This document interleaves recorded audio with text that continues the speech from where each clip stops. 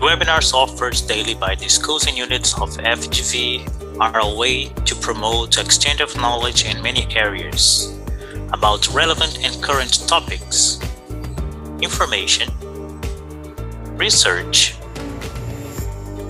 diversity of ideas, high-level debate. All these happening in a free, online, and daily manner. Welcome to one more FGV webinar. The broadcast is about to begin.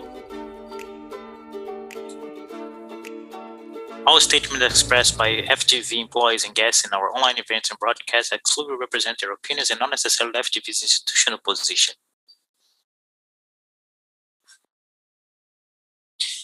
Good morning everyone. It is a pleasure and an honor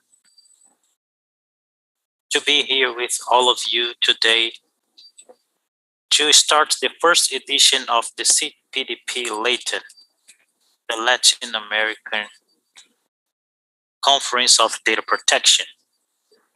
And after this year is going to be organized here at FGV, especially online and virtually, but after this year, we wish to be a real platform, a multi-sectorial platform for exchange of ideas, sharing of problems and solutions about privacy, data protection, and technology in Latin America. And it is a privilege to be here in this historical moment in Latin America. For the first time, we are holding a regional conference about technology, privacy, and data protection. And all this conference and platform that we are creating was designed thanks to an extremely valuable team, a high-level team, not only the technical team, but also our multi-sectorial committee and our scientific committee and our friends, our sponsors and partners that are following us. So I want to thank all the participants of this project. I also would like to, before passing the floor to my co-moderator and my friend Danilo Boneda, before introducing our speakers today, I also would like to highlight some elements that make this platform and this conference as something essential and extremely valuable at this specific moment. In the last few years, although we had many advancements in terms of data protection, the new data protection law in Brazil was approved. So providing a legal framework, a regulatory framework, and benefiting millions of people. And a lot of advancements are taking place, but unfortunately, the list of problems regarding data protection and privacy is still very large, and it keeps on increasing. In the last year of pandemic made us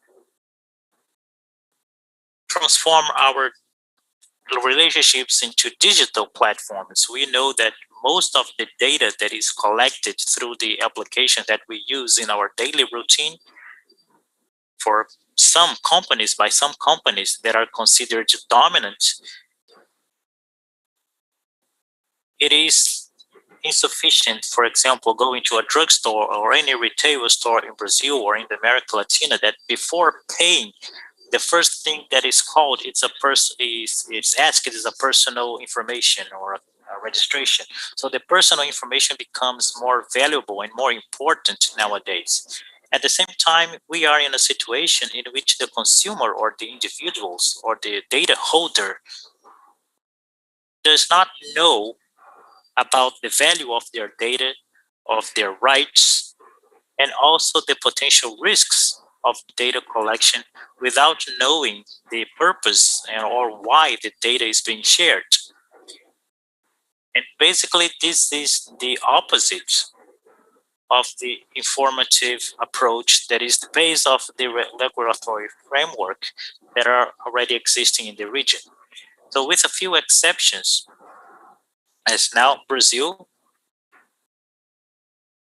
as Argentina, Colombia, Mexico, and Uruguay that already has consolidated frameworks, most of the Latin American countries are creating their regulatory frameworks, their institutions right now. So this conference that we are creating here is to foster this dialogue, this debate, and this exchange of ideas for us to understand how to create regulatory solutions that are solid and modern and independent institutions that can solve the challenges and face the challenge that we have today and be prepared for the future challenges. So some of the fundamental issues that we need to address here is exactly how the Latin American countries can create their own identity in terms of data protection. It is possible, simply and desirable, to copy and paste what other countries are doing and what other consolidated frameworks are already doing, as the European, for example.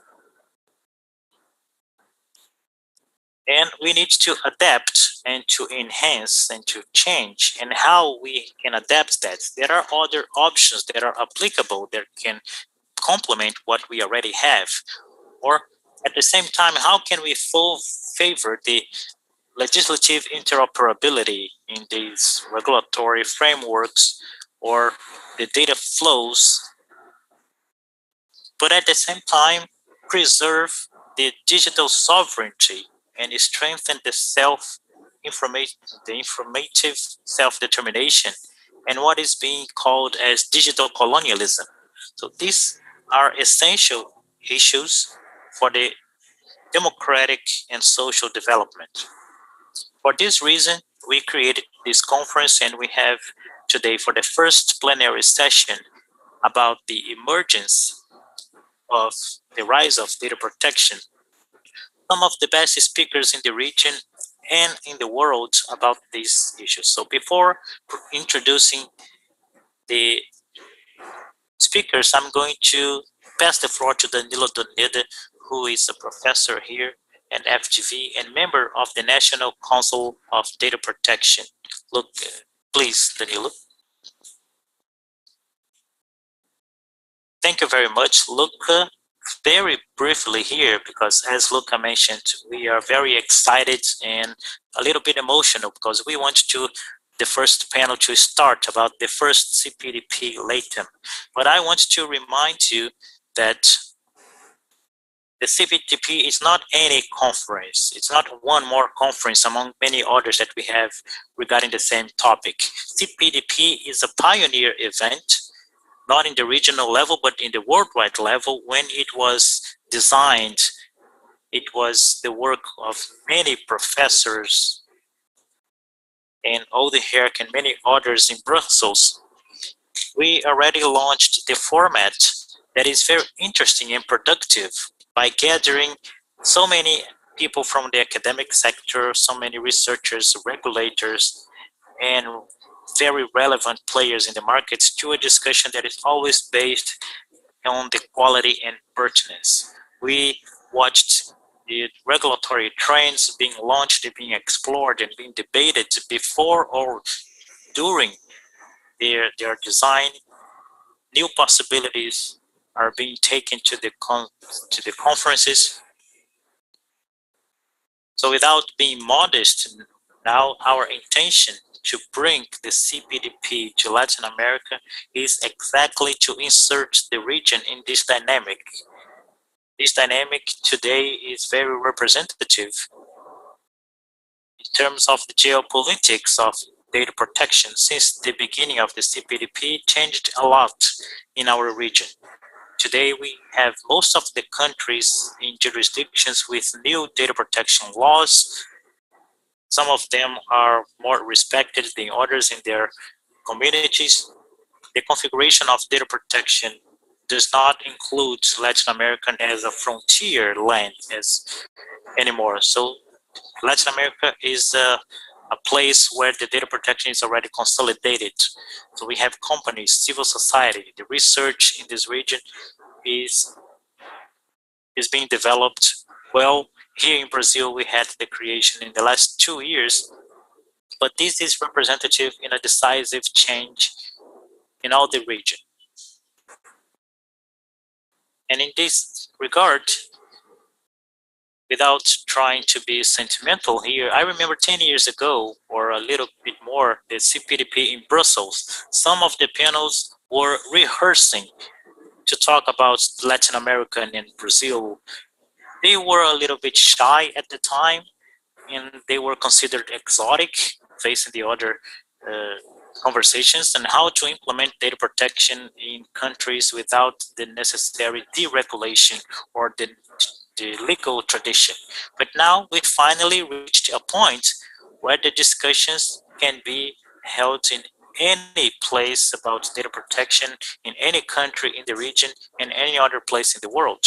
So it is a significant moment to open the CPDP in a moment where the debates of data protection are globalized. This is the work that Luca does with a lot of effort with the BRICS countries, making them important players in this discussion. So the intention of the CPDP is to foster, from the integration perspective of the many players, with the culture of data protection in the broadest sense. Professor Stefan Holdstock used to say that the laws can be revoked. What was going to be kept to make sure the data is protected is the implementation of the data protection culture in some region or some countries. So CPDP is here to mark this.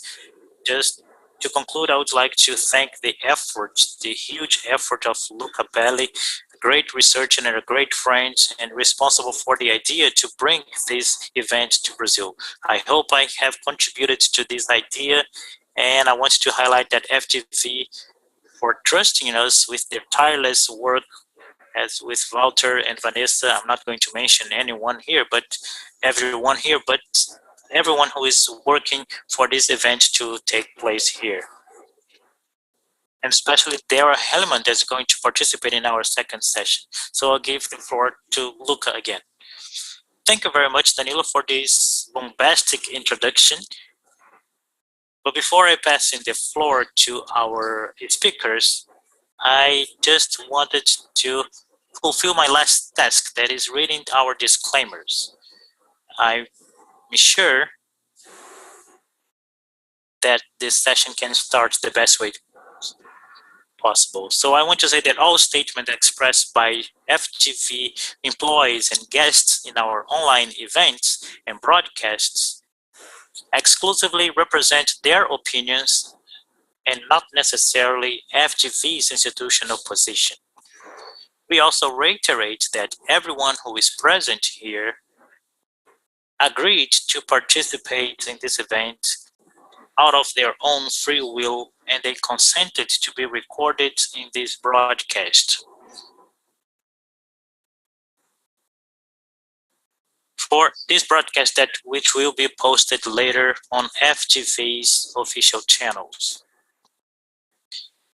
Now, in order to go on with the broadcast, I kindly ask you to indicate in your screen with everyone, all the participants in this event, in this session, so that all the participants can consent this by saying yes, or maybe nodding, or by showing your thumb up that you agree with this disclaimer. Perfect. Everyone agreed, so I think we can start with the first speaker about the rise of data protection. Miriam Wimmer. Miriam Wimmer is my friend.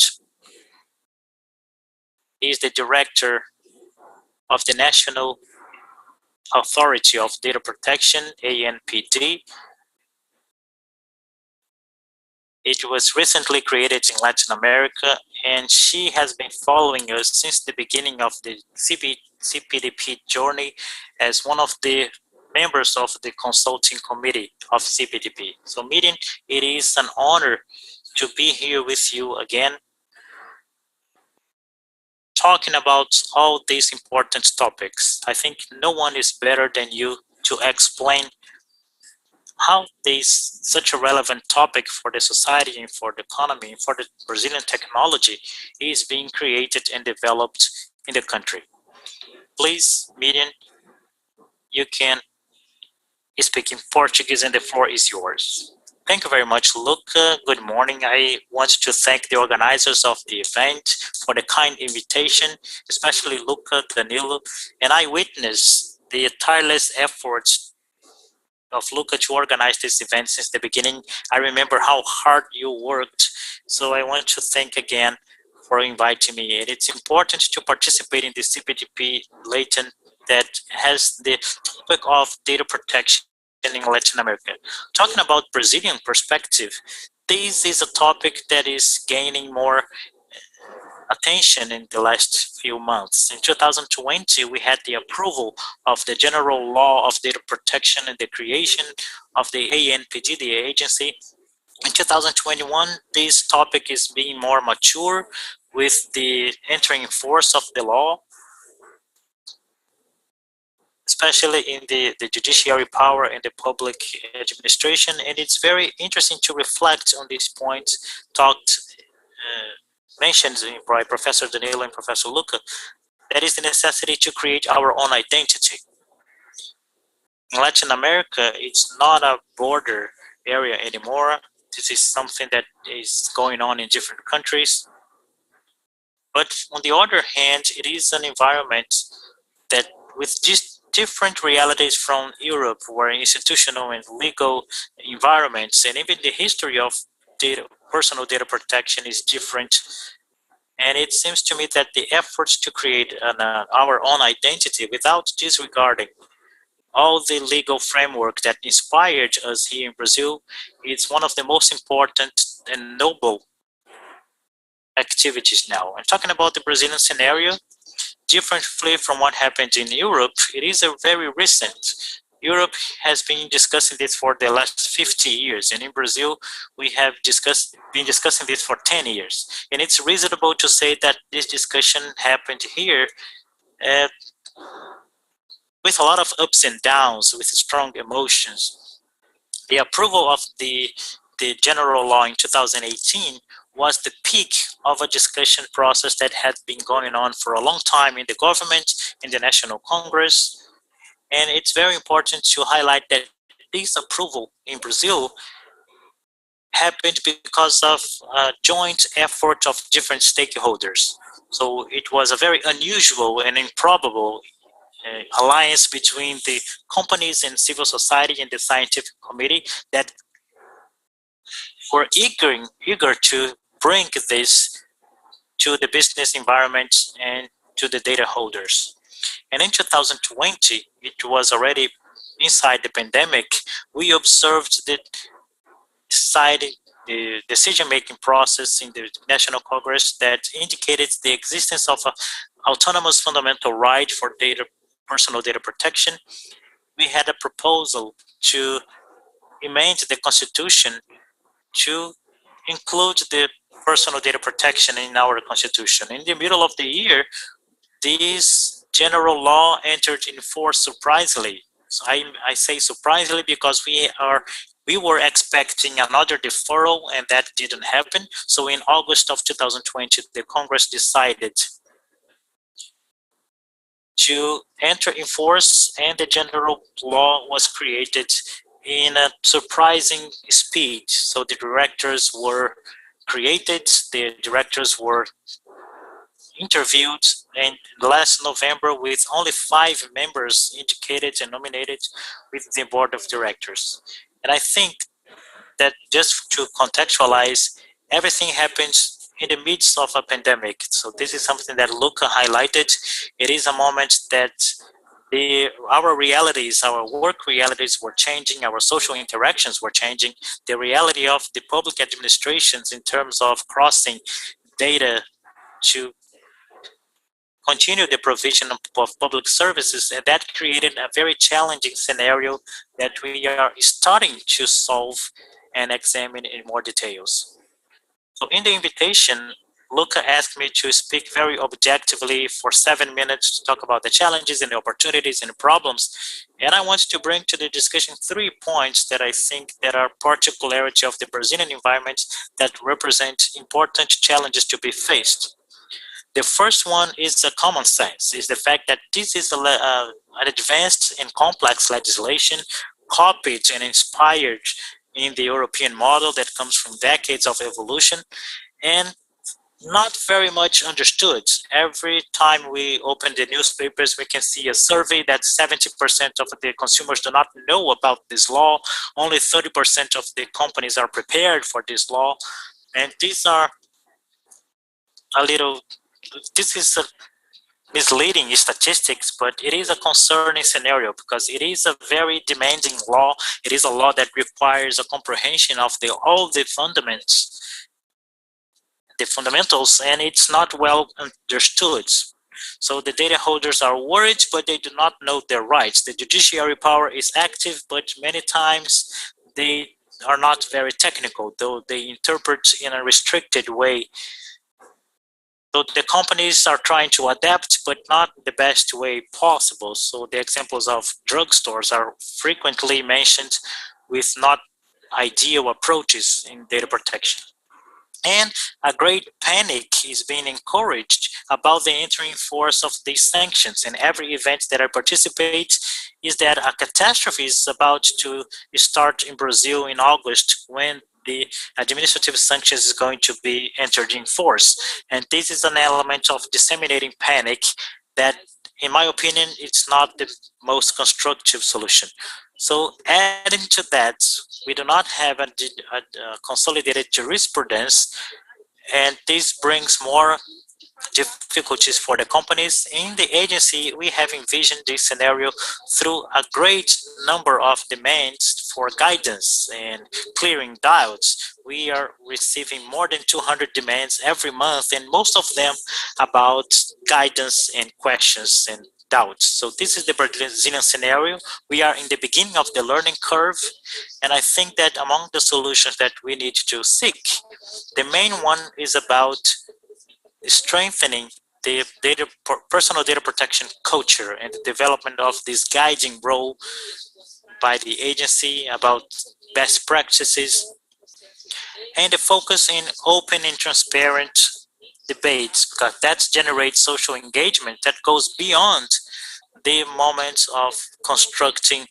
the legal grounds to create more profound understandings of this law. The second point, I think it is a Brazilian characteristics, I don't know if it is reflected in other countries, that is about our legal and institutional environments that is very complicated. In Brazil, we have the coexistence of sectorial and norms and rules, and that generates an interpretation challenge, and it generates a coordination challenges to coordinate the competences. And this is even more accentuated in the consumer protections services. We have more the consumer protection services in different states in the country. We have regulator agencies, and due to the characteristics of our legislation, due to the magnitude of the consumer relationship that we have in Brazil, very frequently it's difficult to distinguish if this is a consumption problem or a data protection problem or both. And that generates an institutional coordination challenge that it's not the reality in Europe, for example. When you look at Europe, many times they have countries with smaller populations where the authorities have a well-defined role and a well-understood role. It seems to me that they do not have such a strong consumer defense services. So this is the Brazilian challenge that adds to institutional characteristics that the agency is very small. We have less than 40 employees last time I checked. So when we compare with the ICO structure in the UK, for example, they have 760 employees with a population that's much smaller than ours. So we can see that we need to find an institutional arrangement in Brazil that handles the complexity, looking at our reality that is totally different from the UK reality. So thinking about solutions, not to be very pessimistic, I think that there is an urgent need to strengthen these cooperative arrangements among different public bodies, and also the necessity to think about the regulatory approach of the agency, so to be assertive considering the small staff. The third and last point that I wanted to mention is about the big number of questions, of pending issues regarding regulation or clarification. And I think the most visible example is the definition of controller and operator besides the person in charge. So these are concepts that brings an European inspiration, but in Brazil they were interpreted from many different perspectives. And that was the first topic that we faced in the ANPD, the agency. But there are many others, the legal grounds that are not identical to the Europe, the rights of the data holder, the international transfer, and not to mention the application of the data protection legislation to topics that are complicated for itself, for example, elections, artificial intelligence. And it seems to me that it's a huge challenge that has to do with the late constitution of the ANPD. The agency was created after the law entered in force. So we didn't have time enough to advance in these topics. So we have to run after the problems and not before the problems, if I can say that. So it's important to seek inspirations and experience from other countries and international organizations, and a dialogue with the different stakeholders involved in this topic. And even the role of the National Council of Data Protection Services, that Professor Danila is a nominated member by the Congress, as a privileged instance of social participation that is summed to the other mechanisms that the agency seeks to develop. I hope I didn't go over my time here, but these are three aspects that characterize the Brazilian reality at this moment, and it brings huge challenges in terms of building our own solution, our own identity. Maybe these are topics that come closer to the Latin American countries than the European countries. And the first step was taken with the approval of the law and the creation of the agency, but we still have a lot of steps to take in this culture change, because this is not what happens overnight. So with this, I close my presentation. I return the floor to Professor Luca. Thank you. Thank you very much, Miriam. When you hear Miriam, it's always recomforting, because she mentioned the apprehension and certain cloudy scenarios that can happen. And hearing what she has to say and knowing the work that she has done, I think this is even better for us. And I also highlight the mention that she made to the important moment to find our own dynamics of data protection in Latin America, especially now that Brazil is joining other countries with an effective regulation about the topic. Before I pass the floor to the next speakers, Steve Satterfield, I would like to ask all the speakers, the next speakers, Miriam, to select the language in the interpretation features, so the language that you are going to speak. There is a technical reason why I'm asking this. There is the event is going through simultaneous translation, so we can organize the translation to everyone, and the language that is going to the open channel in the broadcast of YouTube. So Steve already selected the English, and if Renata is going to speak Spanish, she can select the Spanish. So everyone select their own language. Now we are going to pass the floor to the second speaker, Steve Satterfield. Steve is Privacy Director of Public Policies from Facebook, and he leads the team responsible for the defense of Facebook regarding data protection. globally. So Steve, it's a pleasure to count on you. So the floor is yours. Well, thank you so much, Danilo. I'm so grateful for the opportunity to participate in this session. It's an honor to be at the first CPDP Latin America. So you mentioned that I lead the team at Facebook that's responsible for developing and sharing the company's perspectives on data-related legislation globally, and I want to offer a global perspective here today. Now, I'm a privacy and data protection lawyer by training, and I think if you asked someone at Facebook, they'd say I work on privacy. But my team, which is a somewhat new team at the company, is actually called data regulation. And we chose that name to reflect the reality we're seeing on the ground today, which is that the regulation of data processing is no longer just the work of privacy and data protection experts. My team works as much on AI and competition as it does on what we normally call data protection regulation. So I want to talk a little bit about this phenomenon today, and this actually follows up a little bit on Miriam's point 2, which I thought was a really interesting part of her remarks. We're now in the world of data regulation, and I think it's worth reflecting on what that means. Now, you've probably heard, I hope you've heard, that Facebook supports updated internet regulations, and my team spends a lot of time talking with various stakeholders around the world about what those updates could look like. But what's interesting is that those stakeholders are increasingly coming from very different disciplines, not just privacy, but AI, competition, consumer protection, and other fields. And they have very different priorities.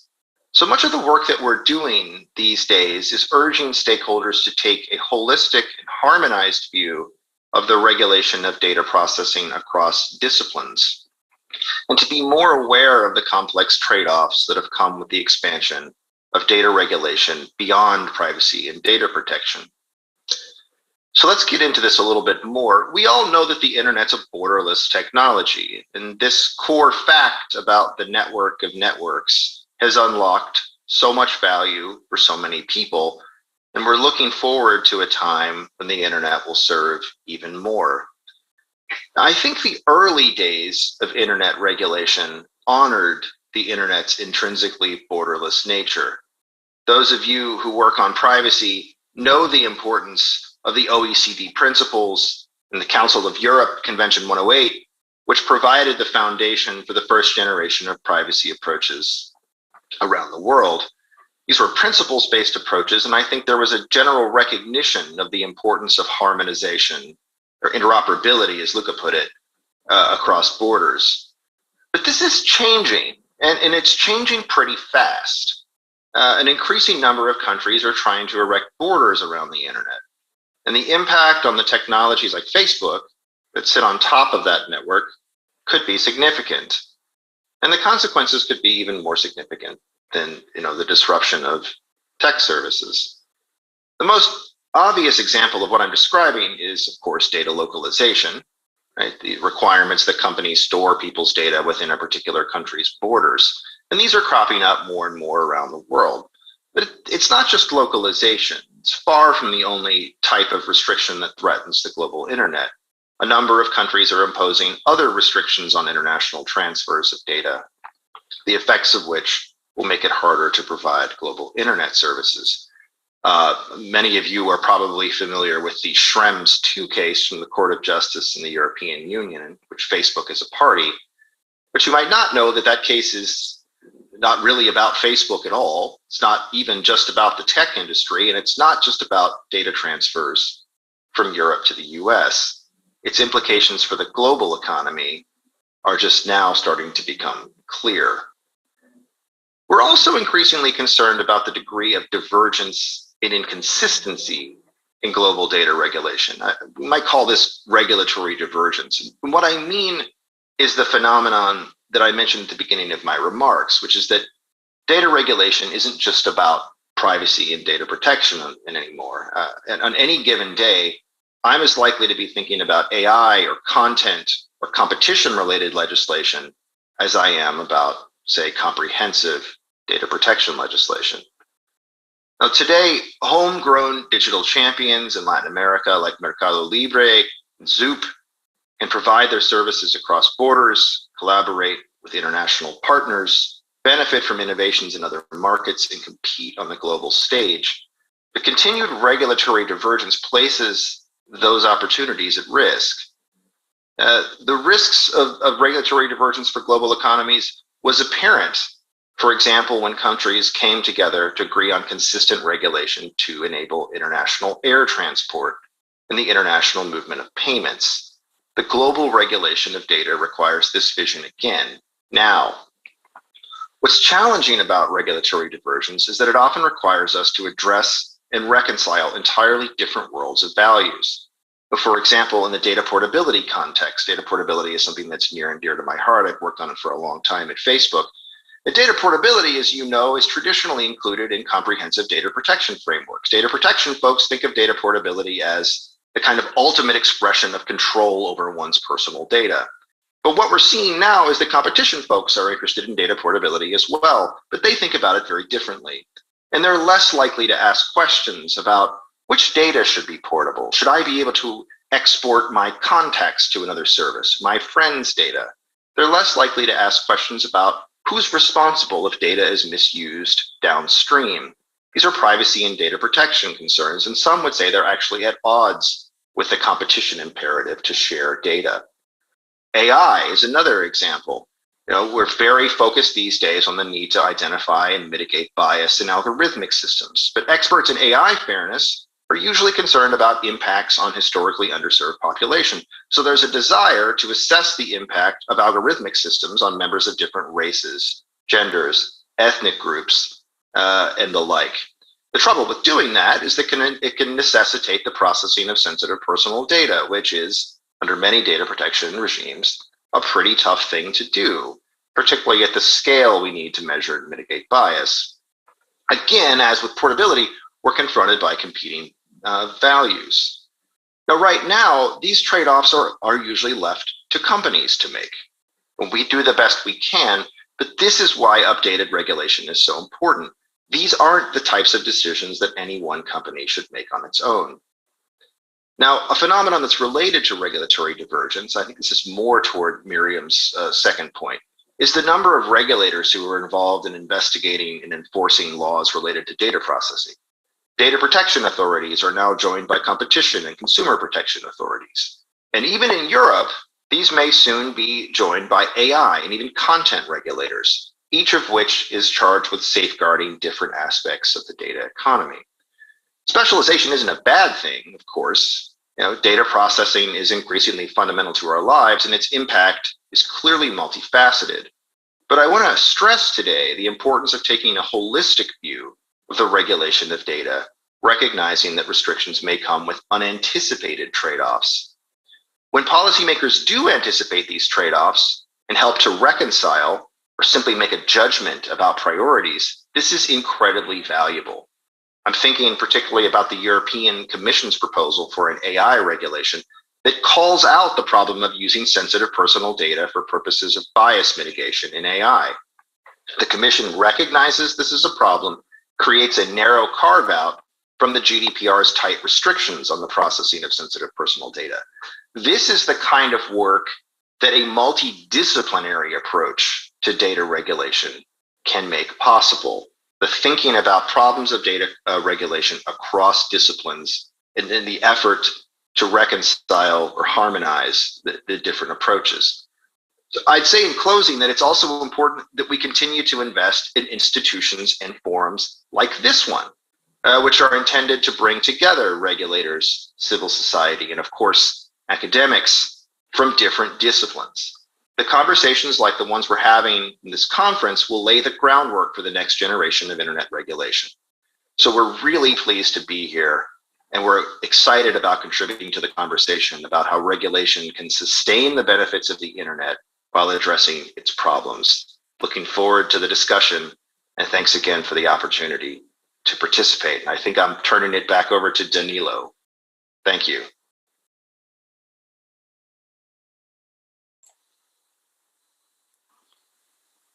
Oh, it was Luca. Sorry. Thank you. We created this dynamic format. We are changing the ones that speak. Now it's going to be a big pleasure for me, another great pleasure for me to start this CDP Latam with a great friend from many years, Penninckx. Not only my friend, but my employee when we used to work together in the European Council 7 years ago. He was the director of the department about the Information Society in the European Council. It's one of the departments that is one of the most active departments and has a lot of impact. I know that I'm being very diplomatic, but I don't work at the council anymore, so I can say it. It's a department that it has a great success, a great impact, and it's have been developing an excellent work in the last few years. And it's very relevant because this European Council, it's an institutional convention. They have the first convention, the only treaty, the only instrument, the international instrument about data processing. And this actor, to have him here, to have Patrick here, it makes me very happy. And he's going to share one of his some of his experiences in building this regulatory mark in the last 40 years. The floor is yours. Thank you so much, Luca. You're too kind. Yes, I was very happy to be able to have Luca in my team some years ago, and I'm very happy that around him and his colleagues, and we are now building the CPDP Latin America. CPDP in Europe has a very high stand. It is very much recognized, not only by the data protection community, but much beyond that. And I have always had a great privilege in participating in CPDP meetings in Europe for the simple reason that they brought sometimes mind-boggling, but certainly innovative ideas and innovative insights. And I'm sure that the CPDP in Latin America will provide the same type of reflection and instrument as Steve already mentioned and Miriam alluded to. It also gives me the opportunity to stress the unique, long-standing, specific, precursor, standard-setting role of the Council of Europe in the digital agenda. I'm personally involved in my department. We work on data protection, freedom of speech, freedom of expression, but also on internet governance, data protection, cybercrime, and now more recently on artificial intelligence.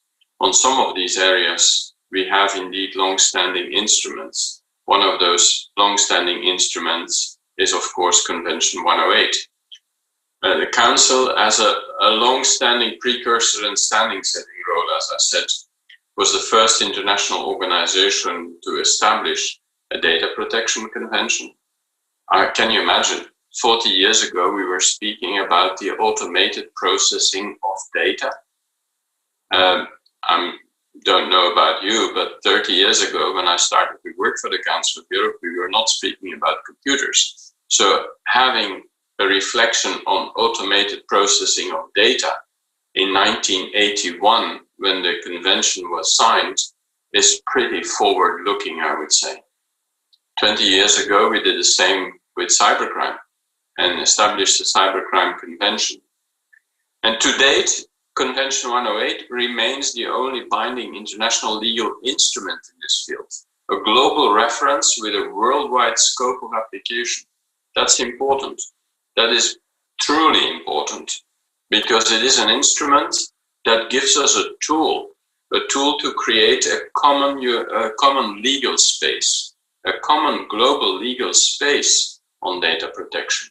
It is different from a regional instrument.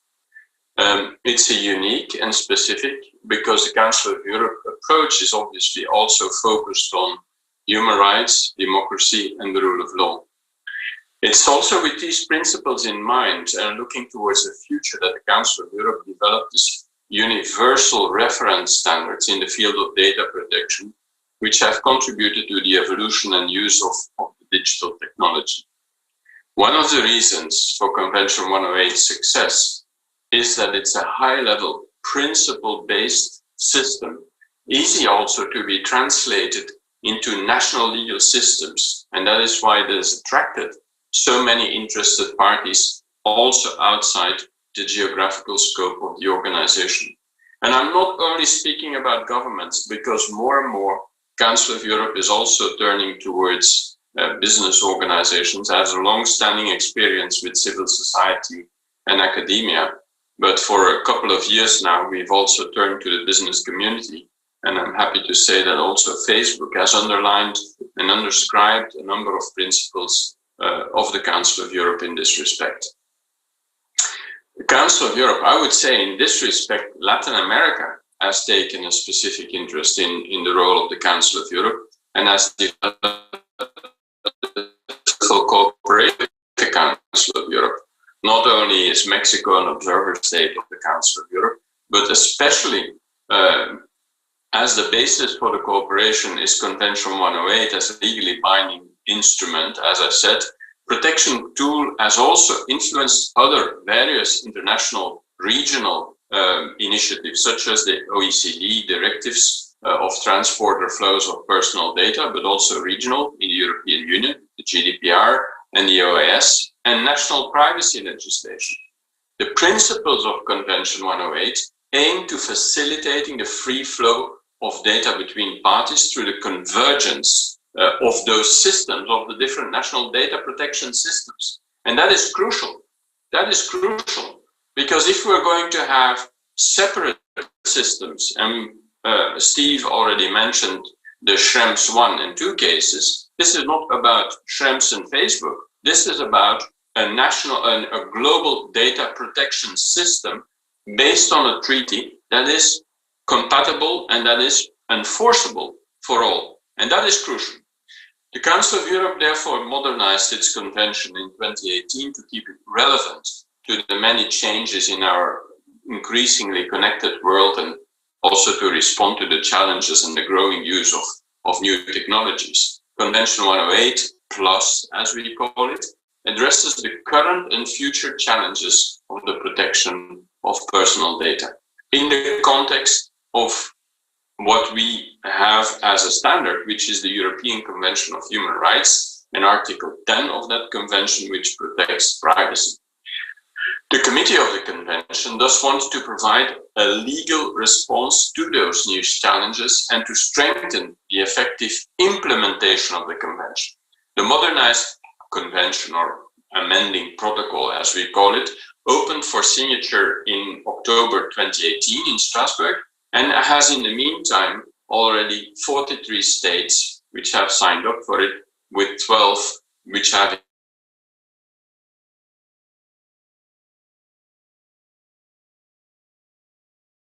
of this protocol, already considered as the international standard for the protection of privacy in the digital era, whether at the regional level with the European Commission Strategic Communication in 2017, or at the international level with the statement adopted by the UN Special Rapporteur on the right to privacy.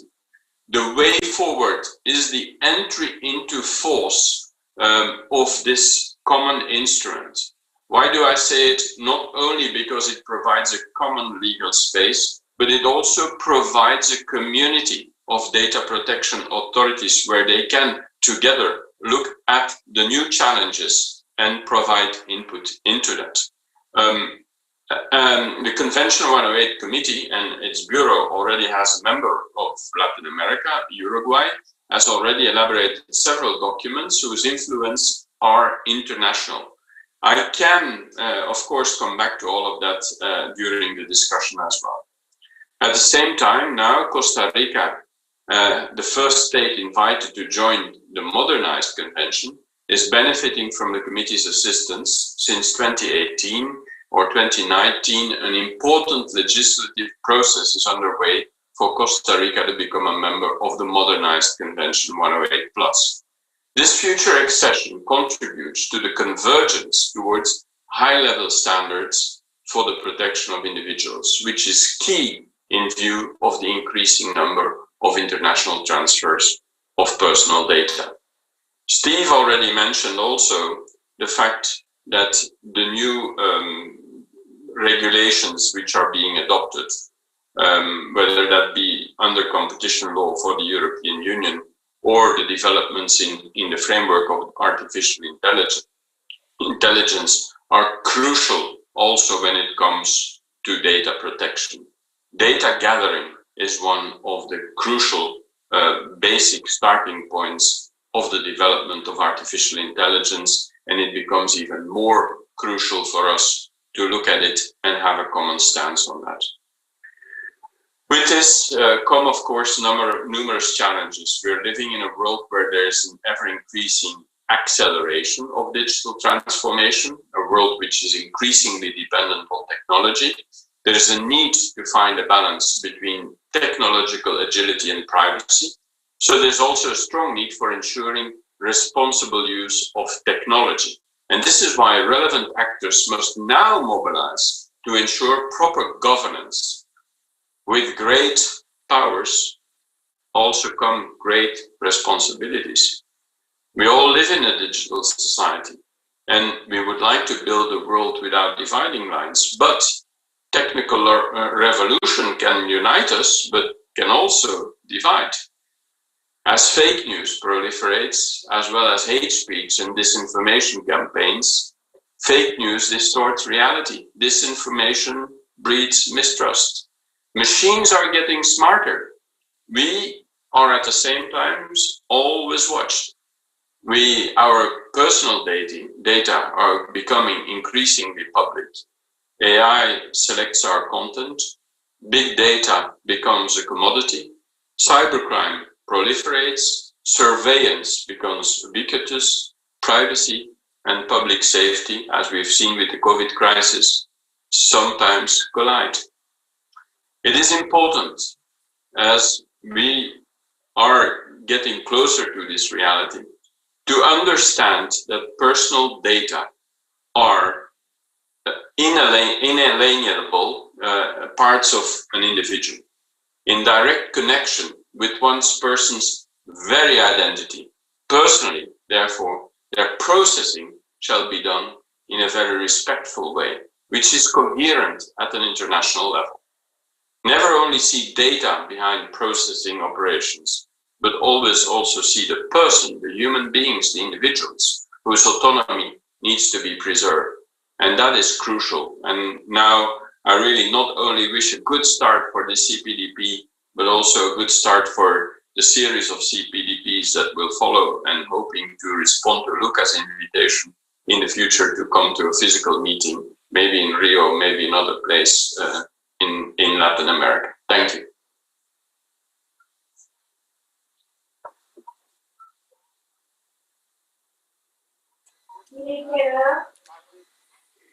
Thank you, Patrick. Thank you, Patrick. I will open this first segment of debate. It can be like 10 minutes with some comments. I think it's possible to have questions for those who are with us in the chat on YouTube. A first question that I believe would be for Miriam and Patrick, but if any other want to answer, what it's missing? What is missing in our regulatory framework that we have right now to make them more effective? I believe that everything that was highlighted here were crucial to start this conversation. We have a part where the internet is global, and we have the data flow that are international. The apps that we use, they have this international hands, but the legislation are national. As Steve said, we do not have only a national legislations, but we have a lot of agencies regulating. So we have instruments for this interoperability, but we have a limited number of participants,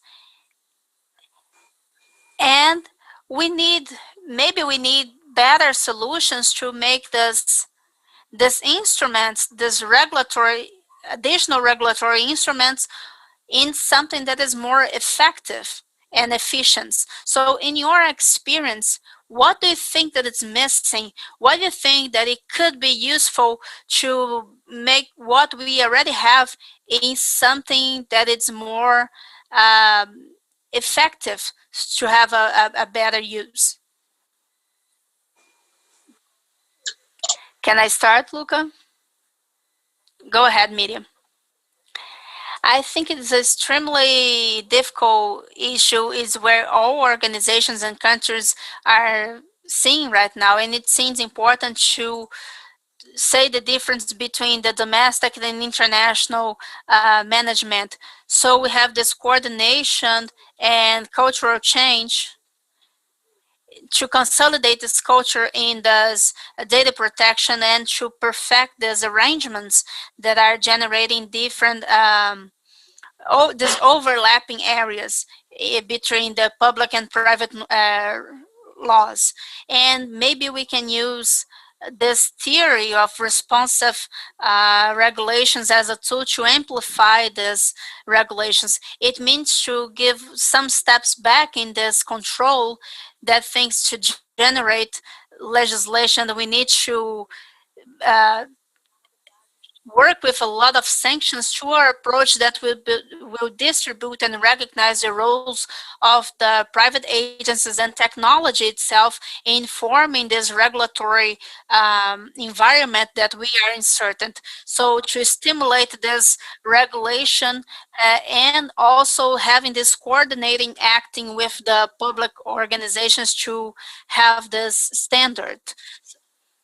So, of course, this will become an international issue, because when we talk about the economy based on the database economy and the digital society we are living in, we need to advance in a better harmony. We need this interoperability in different legal framework. And I've been hearing more and more in the events I'm part of the idea that we do need a global treaty to deal with this subject. Convention 108 is important to be the first international instrument that it's open to new countries.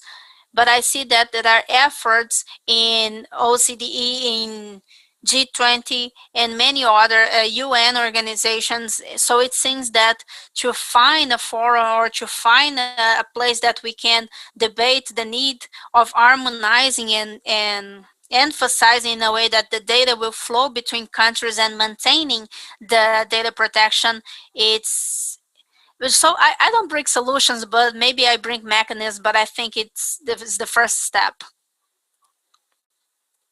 Maybe Patrick or Steve's first. Patrick, if you want to answer.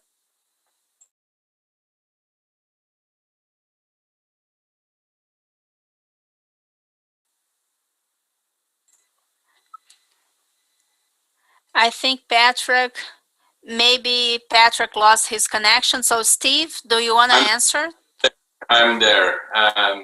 Yes, I did lose my connection for a second. Sorry, Steve, to jump in like this, but I think, yes, indeed. Luca, as you know, I'm not a lawyer, I'm a political scientist. And for me, what is important there is, in the first place, is what kind of society do we want to create? I'm sorry, it may sound a little bit philosophical, but that is getting more and more lost out of sight, including in Europe. Miriam, don't have to necessarily look at Europe in order to be able to think that everything's going smoothly there. I think we're a bit losing out of sight what society do we want to create, and the digital transformation puts us in front of a number of choices, societal choices. including what place do we want to give to privacy, what place do we want to give to the individual, what place do we want to give to the community. And including, and that does not only come from governments. Sometimes governments are not seen to be the most trustworthy parties in order to be able to give that global vision on our society. Companies are not necessarily any better, but we have to make sure in a multi-stakeholder approach, multi-party approach, that we come to a common concept of what we want to achieve. Now, which instrument to use, that obviously remains with the governments. Convention 108 currently gathers 55 states, including Uruguay, Mexico, Argentina.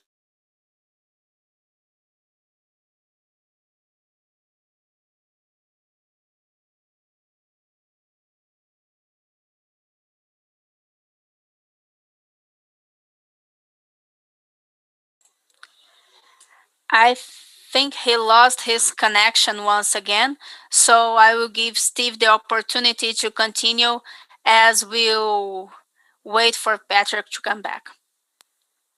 Yeah, I would just say briefly, Patrick and Miriam are the experts here, but I did want to pick up on something that Miriam said, which I think is so important, which is renewing the investment and the commitment of our time to the conversation at the international institutions level. Miriam mentioned the G20. I mean, as I mentioned in my remarks, international institutions are in some ways at the foundation of the kind of first generation of approaches to privacy and data protection.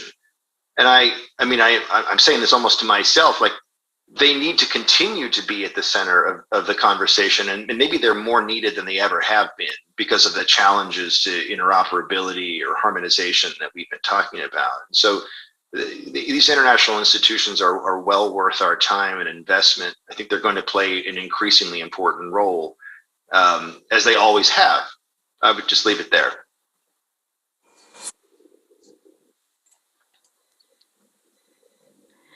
Perfect. Thank you. So as we can go to our second segment. So please, Danilo, you can continue with the presentation, the next segment of this first panel in our open. Thank you, Luca. Thank you for the three first panelists. Now I will call the next panelist, that is Renata Avila. Renata Avila is from Stanford University. She works in Progressive International, and she's co-founder of Alliance for the Inclusive Algorithms. Renata, the floor is yours. Thank you. Thank you for being here. It's great. I'm sad that we are not in Brazil because it's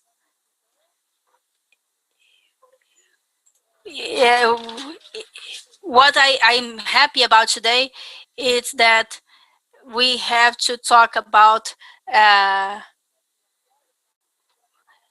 we don't have only one place that is going to work with the privacy, but we have to ask what is going on in Latin America, what is our reality, what are our challenges, and what is everything that we are facing.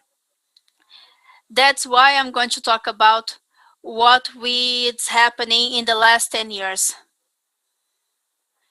I call digital colonialism, and we are seeing all the problems that we have in Latin America. And one thing that is important, we have to understand that Latin America, we have different levels of advantages when we talk about data protection.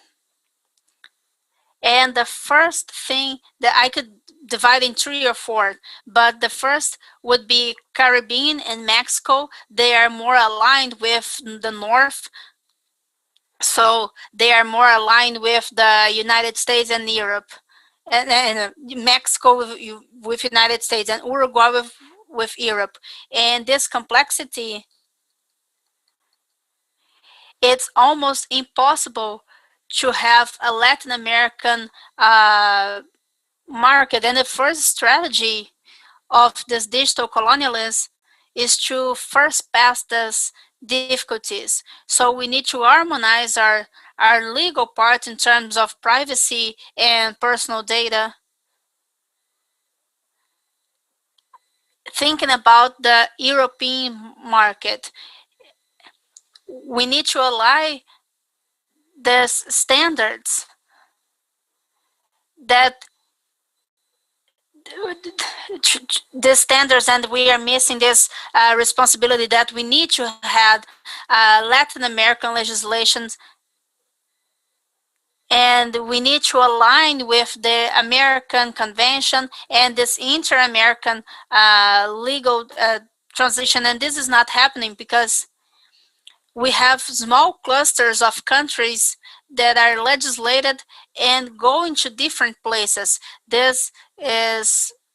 It's something that we need to translate these international treaties, and they block the possibility, the political possibility the legal possibility to harmonize among ourselves, because they have different standards and different actors and state actors that are developing. And according to these big corporations in the Latin American countries, they produce technology, and other countries in Latin America, they consume the technology. Certain countries in Latin America, they are under this production because they don't receive this technology in their country. So we need to consider how these countries were, for example, as my country, Guatemala, the most part of population don't have a proper connection. So this fragile connectivity,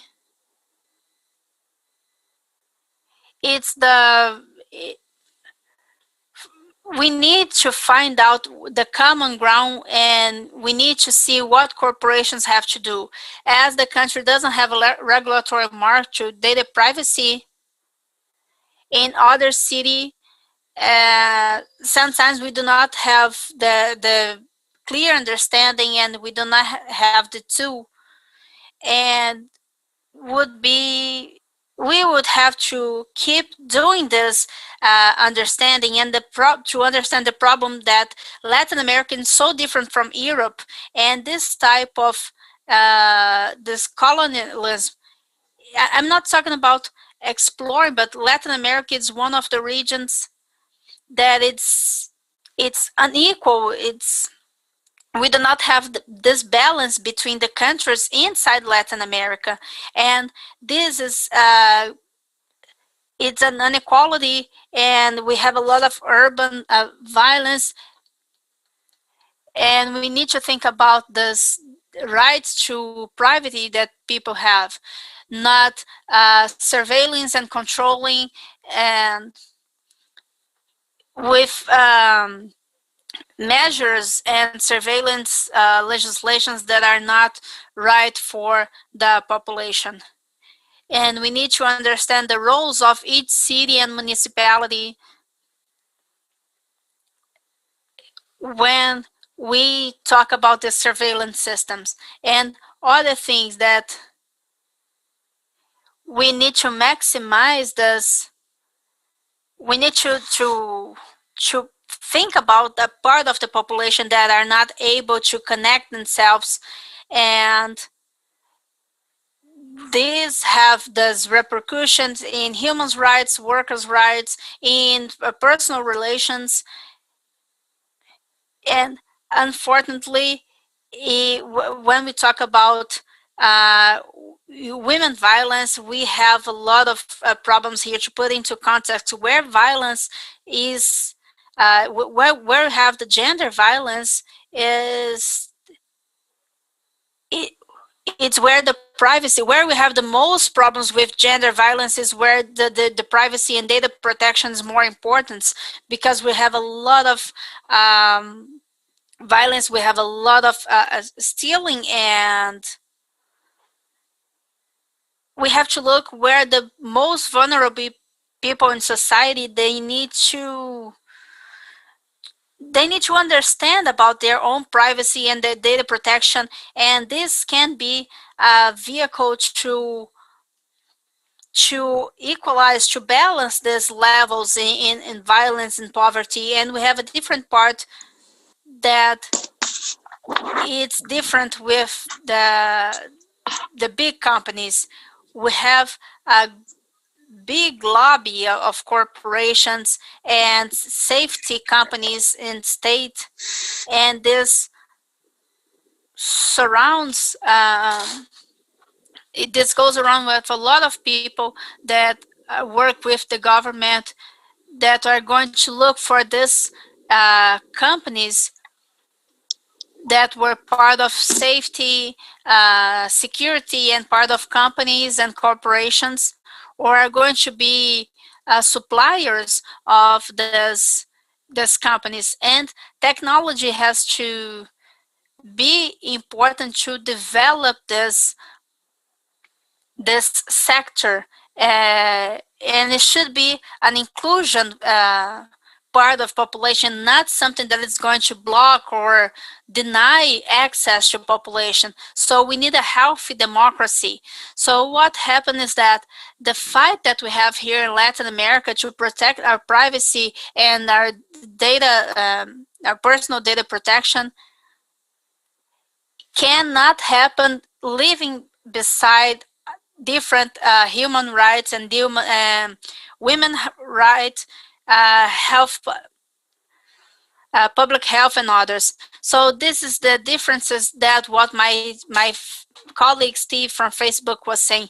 We need to look a number of this different combination, a number of forces that it's going to help people to be included, to change the for example, to change WhatsApp services, as Argentina and Brazil and Colombia and Chile, they have this value. They use a lot the WhatsApp, and they have the data protection, and they have a lot of tools in WhatsApp, and they have this integrated strategy not to let population helpless. So they there's a investment from we need investment from the state and from the government, not from the companies. So I believe that the universities and the state and the public schools, they need to invest, so we can right now in this, we need to accelerate research to prove that more than ever we need legislation, and we need a law that it's going to work institutionally, and it's going to be to work in harmony with the high level standards from Europe. And we need to make it possible not to have, we cannot allow this lobby from the companies. It's the only way that we can have these important sectors working together.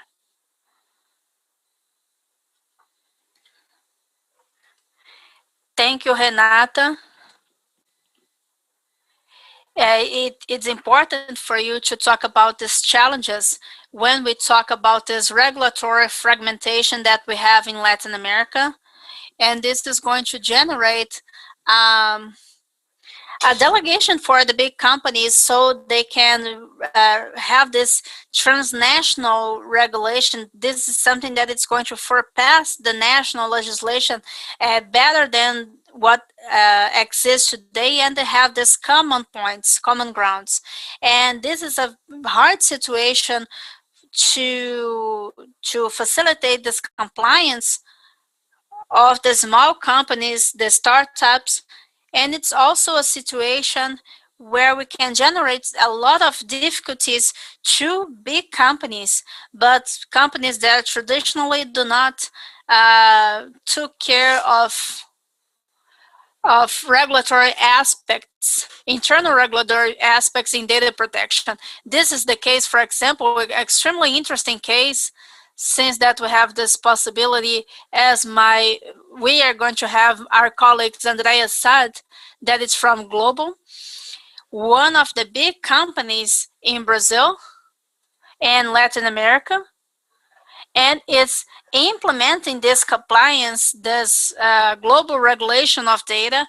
And a company as big as Global, it's facing its challenges. So we can imagine how this can be multiplied and for a startup or big company. So Andrea, thank you for being here with us in this first section of CPDP Latam. The floor is yours. Thank you, Professor Luca. Good morning, everybody. I would like to say hi to my colleagues. I would like to thank you, Professor Luca, for the invitation. It's a pleasure to be here with you today.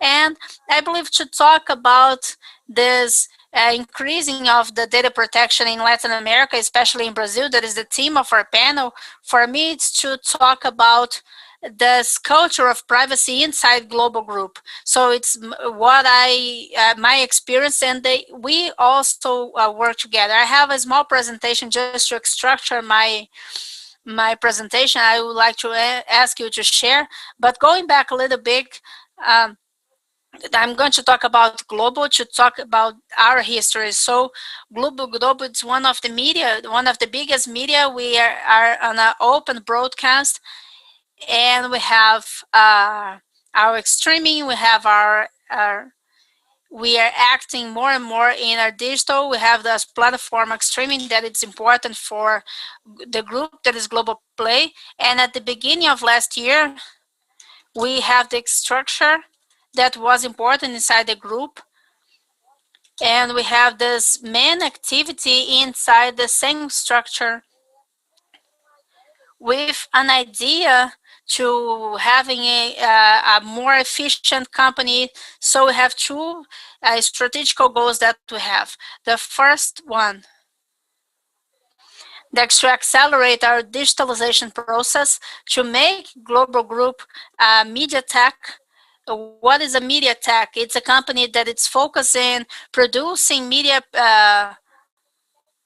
and based in high technology that it's produced inside our home.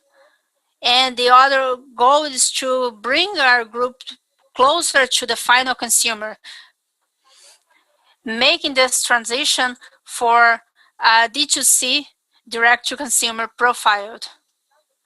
So the Global is very peculiar because our expertise, you can put the first slide, please.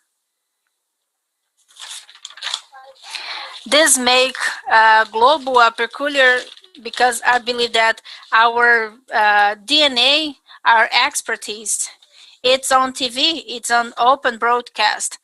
And this, I believe the technical characteristic of this, we are not dealing with personal data. So when we had only the TV, we knew that the soap opera was having 30 points. But we didn't know that Andrea in the chapter 58 had loved the nail polish that Gloria Pires was using. So this is going to change more and more because we are becoming a media tech company, a bit D2C and more digital. And for us to fulfill this trajectory, we need personal data. We are going with a campaign that we had a few times ago, that 100 million ones. So we have 100 million viewers. So our strategical path is to get to know each one of these 100 million people. And for this, we need their personal data. And why we know that? Because when we align this strategical strategies, we knew that we would need this fundamental data, and we started follow up the development of this debate about the data protection and privacy in Brazil. We were very active in the debate about the the beginning of the personal data protection law, and since they accepted in August, we start having our executives to understand this project, to understand the impact that this legislation would have in our activities. And you can go to the next slide. And in January 2019, we started our project we didn't have this visibility, we didn't have this point of view when the legislation was becoming to be real, but we knew that we needed to start right ahead because the data protection was so important for us, and we needed to follow up everything we need to follow this law. We started in January 2019.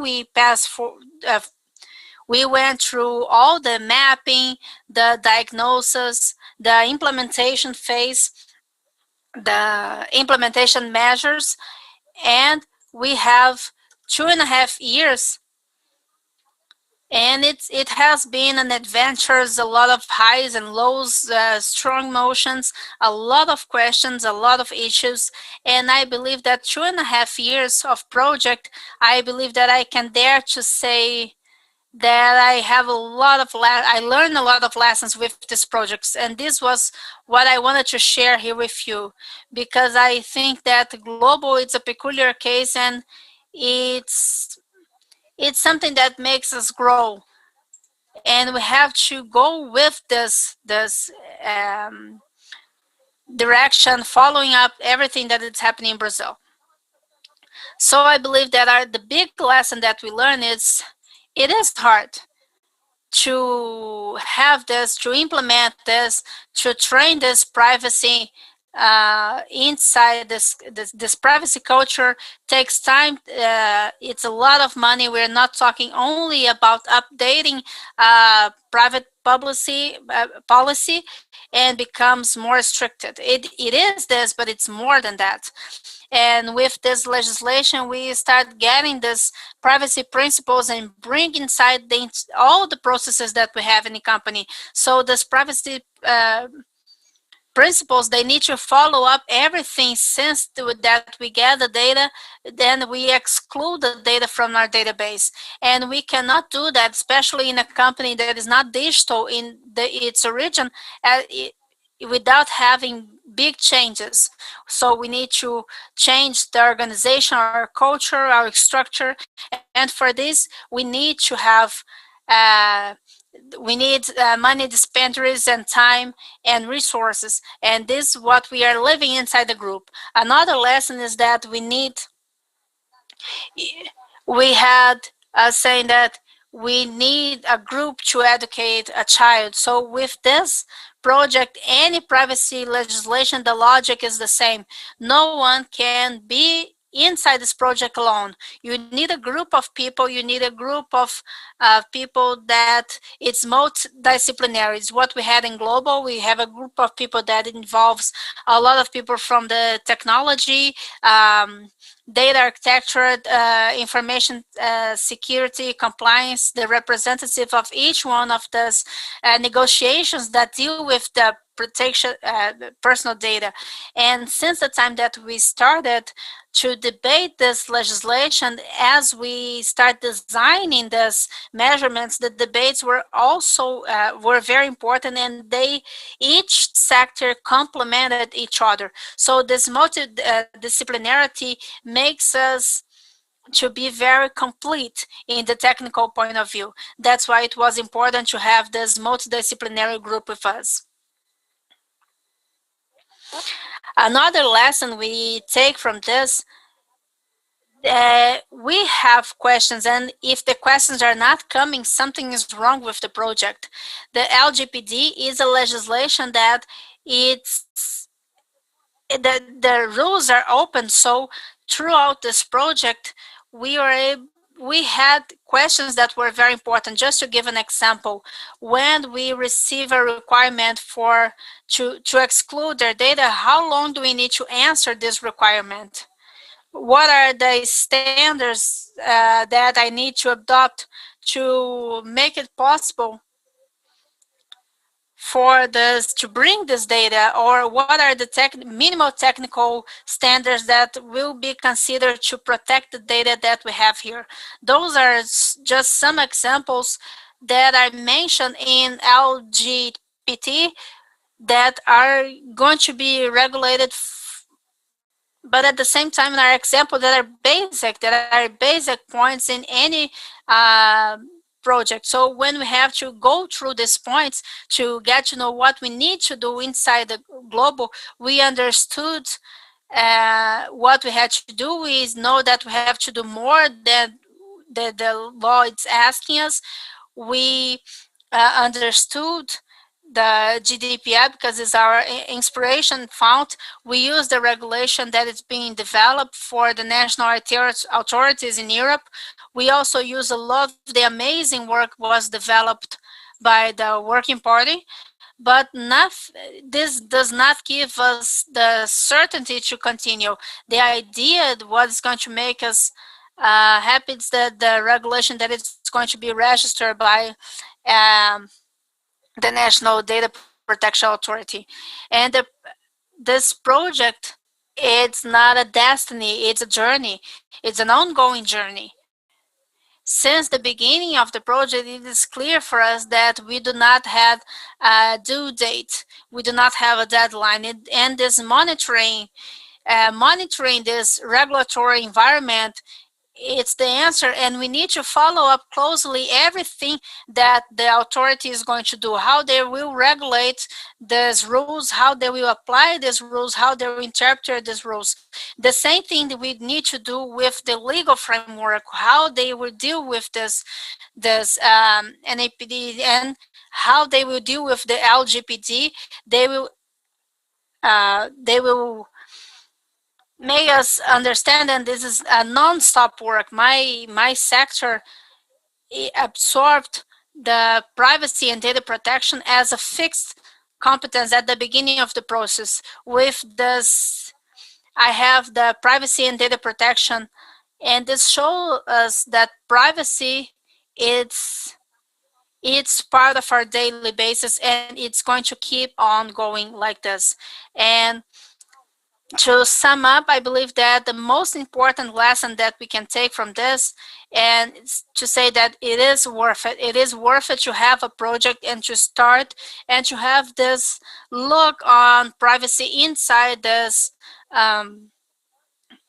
the institutions. And this is important for companies, not only talking about to fear the sanctions. It's something good for companies, and it's generate positive results, and it generated positive results for us. And after 2.5 years of project, this privacy culture is happening, and we see the unities that are responsible for developing products and services for the market, and is going to search us to know how we are going to limit the data collection, to know how to elaborate in a transparent way. And I'm proud to see this happening, because we trained a lot, and we talk a lot, and we debate.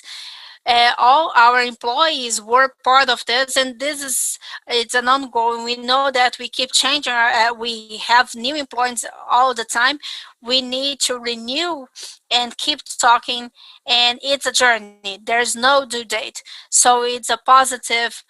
This privacy culture is happening. It's a positive results. Another benefit that is important for us, the project, it's a great opportunity to adequate our house. Because of this project, we were able to talk with different sectors, and we were able to align these strategies.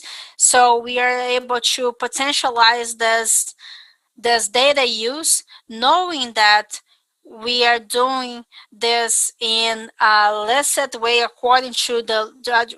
We are doing this in a legal way. It's a fundamental point of the project, knowing that we are doing everything according to the law. And I believe that the project is helping us to bring this personal data for the center of the company life. What I think it's coherent with the moment that Globo is living right now, of becoming a media tech, of becoming a company that is more and more digital, and becoming a D2C company. So this project is helping Global in its business strategy. And finally, I believe that the project is helping us to maintain this competitiveness in the market. I believe that since we started this in 2018, we started feeling this. We start feeling that we need to put this privacy context in our contract, and this legislation is helping us to do this in a more comfortable way, and we can demand for our partner the same commitment. So the project will give us a better position in these negotiations. It gives us better partners and more reliable partners, and it's allow us to have commitments with privacy with the owner, what gives us this difference from the other companies and the competition that for one reason or another still do not know the importance of this privacy in their sectors. So I believe that the final message is that for Global, it's very important. It doesn't matter what point of view, but it's worth it for us to take this look into privacy, and the message for all the companies that you need to pay attention with this, because it's going to give you positive results to take care of this privacy. So this is what I wanted to bring you. I will pass the floor back to the moderators. I thank you for the attention. Thank you, Andrea Sadi. It was a great presentation about the impact that the data production, the LGPD is going to bring in the global organizations. Now I pass the floor for our last panelist that is going to close our CDP, that is Dara Hallinan. Dara works from the original CPDP from Brussels for years, and he is working with the Leibniz Institutes for Infrastructure Information. Sophie Skalhoek, Dara, is a pleasure to have you here, and the floor is yours.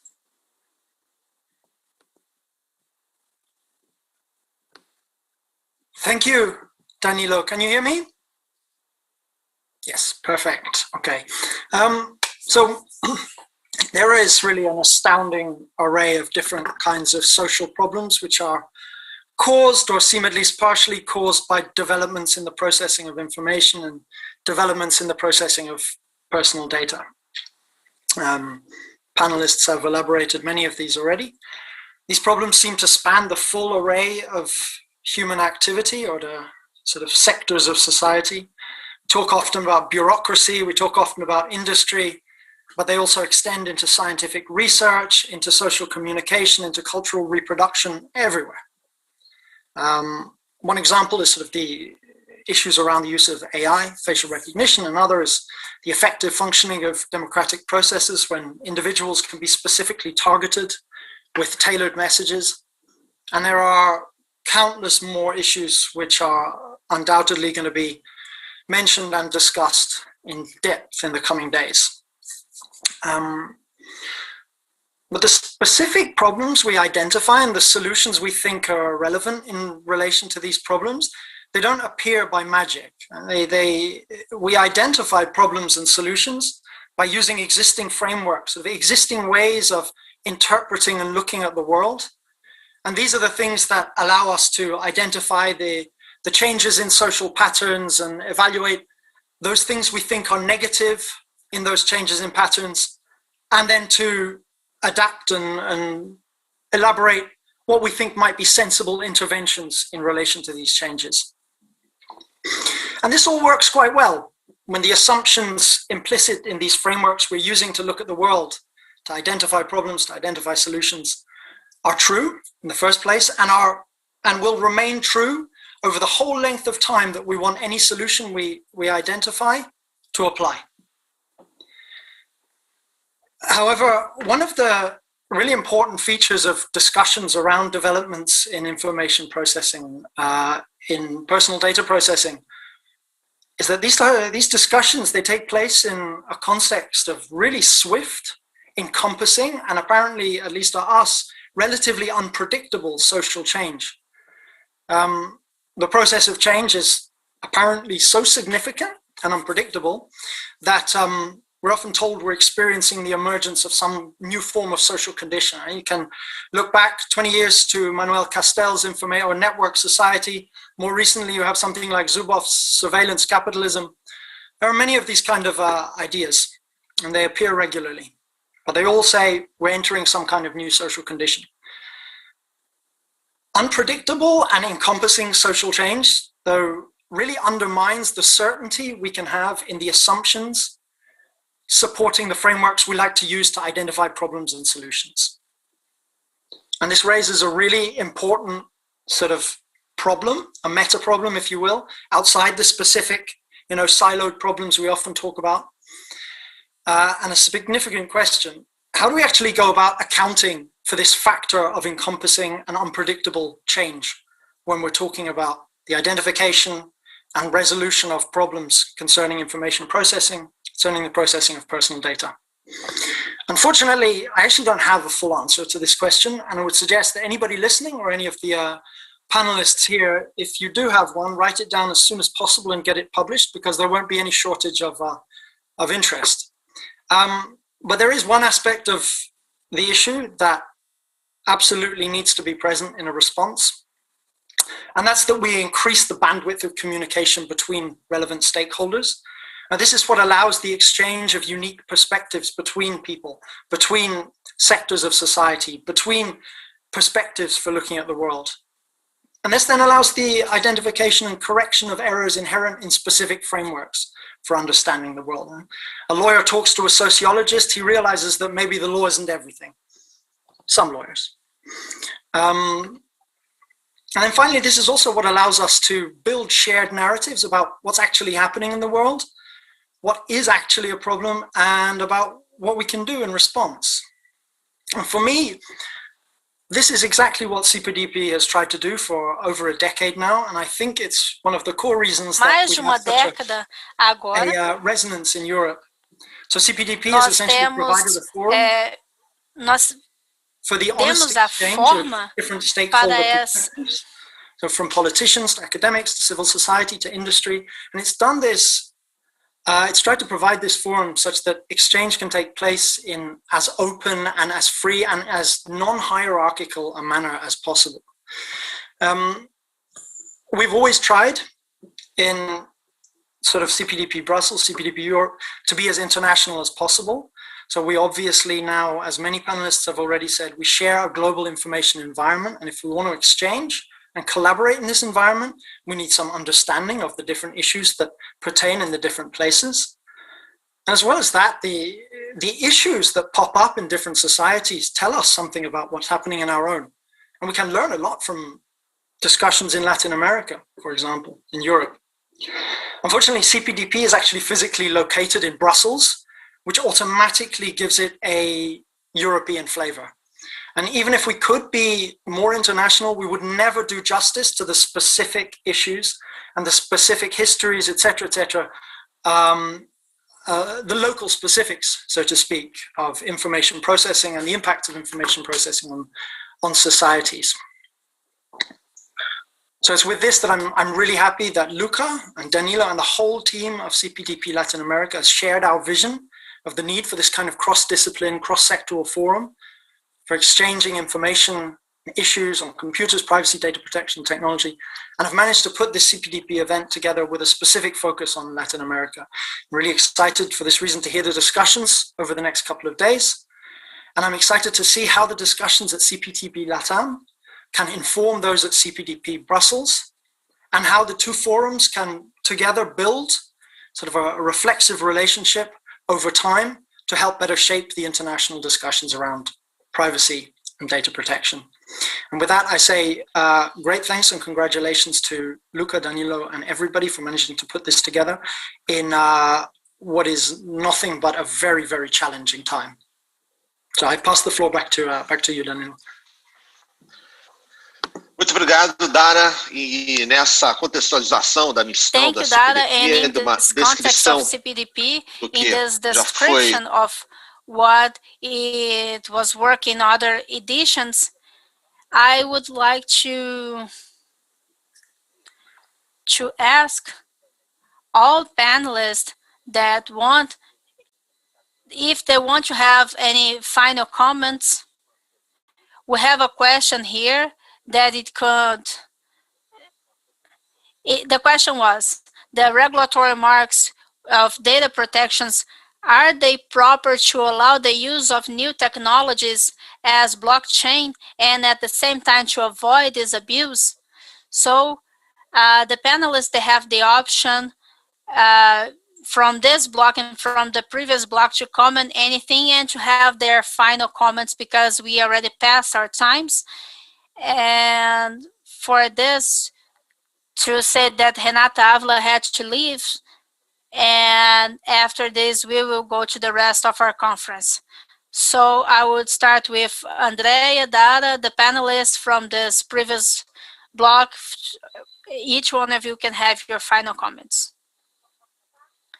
Can I start? Answering, I think yes. LGBT, especially, you have this characteristic that I mentioned, and they have this open floor that allows this development of new technologies without the need to adapt to this. So I believe that this is the big advantage. I believe that we have a great legislation. Technologies can happen and can be developed. And I believe it's firm in this way. I believe final interpretations or adaptations must be done, and they can be done throughout this legislation, but it's a great legislation on that because of this, because it's have this logic bias. Once more, I'd like to thank you the invitation for being here. It was a pleasure to be here. I wish you all a great event. I believe that it will be a great exchange of ideas and would be a start for new ideas that will be created after this. Once again, thank you for the invitation, Professor Danilo, Professor Luker. It's a pleasure. Thank you, Andrea. Dara, any comment? Yeah, sure. It's a difficult question. I would say if you can pinpoint the exact problems and potentials of all the different types of new technology, then we can probably come up with a clear regulatory response. But I think this is harder said than done, and more than anything, pinpointing the particular advantages or possibilities and risks that are going to be accepted by the majority of a society or the majority of multiple societies is even harder. So you can say these are the problems, these are the risks, or these are the benefits, these are the risks. It's not easy to do that in some kind of consensual manner. I would then say, even if we knew exactly what they were, where these would have to be static over time.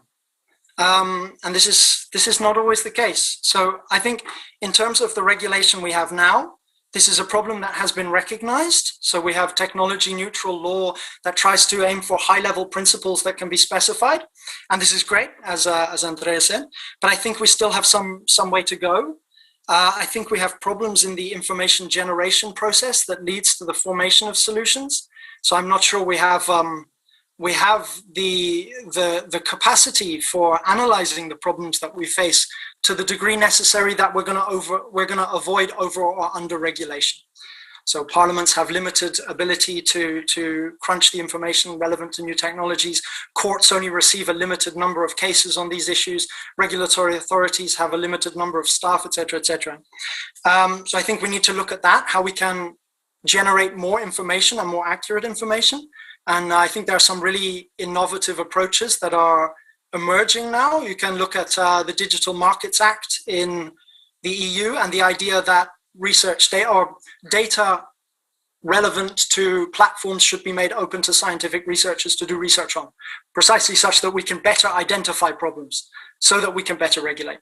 And then because our solutions are liable to over or under regulate, because we're not, we don't know everything.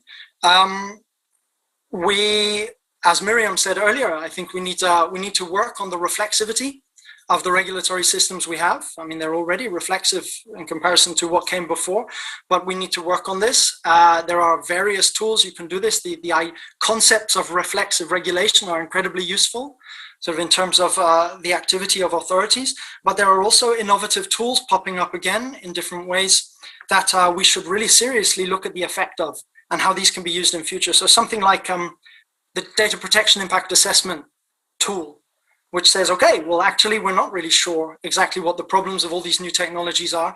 So we're going to outsource the legal norm creation process in terms of fundamental rights from governments, from regulatory authorities, and we're going to put it in the companies themselves. So you're going to have to look at what the problems you think you're going to be creating, and then you have to adapt and solve them before you even put things on the market. And this is a fascinating and relatively novel idea. And this kind of thing we should really be taking a lot of attention of how it works in practice, what its negative impacts are, etc., etc. I hope that was clear. Thank you, Danilo.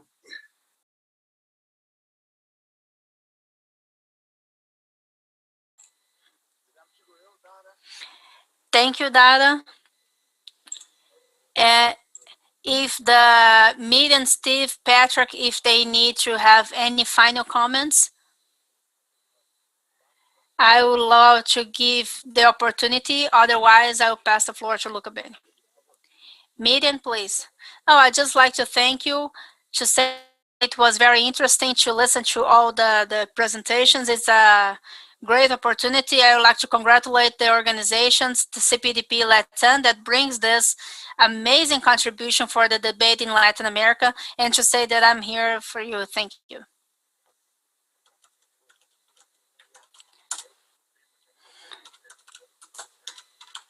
I would like to thank you all, the panelists and the team, that it's making it possible, this panel, this Latin American platform about data protection and privacy. And I would like to invite everyone to continue with us in this debate in the next 2 days. We have different sections and to talk about all the systems and to know the questions that we need to do in this debate. What are the functions that we already have? So please follow up our program on the website. And we have the part of this trilogy of the first publications of CPDP Latin with the collection of data in Latin America throughout the sectors that are being shared in our social network. And once more, thank you, all of you, for this amazing first section of CPDP Latin America. Thank you.